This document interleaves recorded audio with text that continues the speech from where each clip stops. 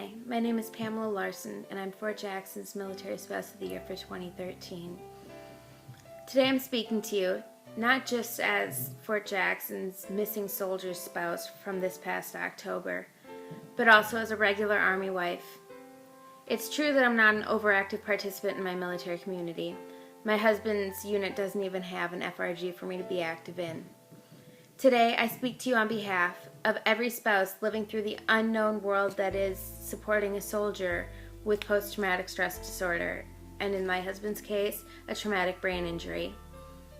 To first give a little history on myself, I too am a Purple Heart veteran with 5 years of service under my belt.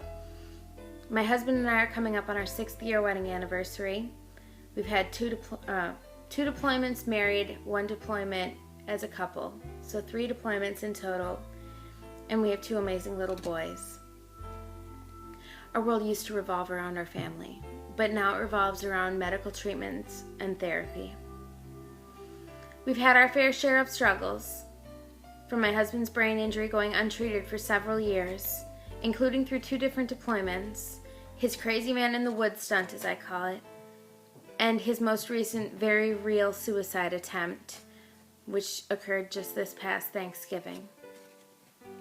The topic of PTSD, as I've come to find it, is something that most spouses don't talk about, and many even discredit. In my run for Army spouse, I want to set the record straight. PTSD has been around for generations. We can see it in some of our older generations, and it was called shell shock. As I've been talking more and more with military spouses who are paid caregivers for their disabled veteran,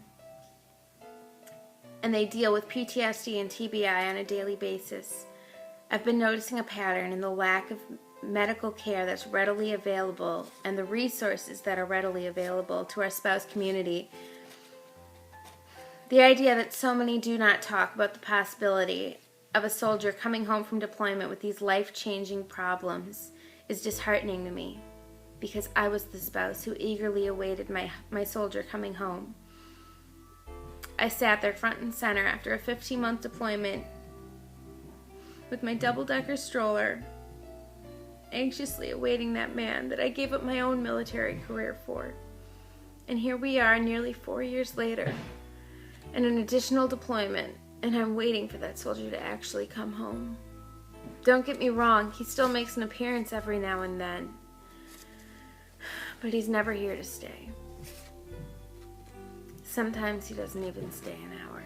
This lifestyle that I'm living, no vows, no AR, no FM, and no AM could ever prepare you for it. Today, I ask for your vote for Military Spouse of the Year, not as a devoted housewife, but as the dependent of a soldier who actually suffers and is still very much in the fight. Thank you.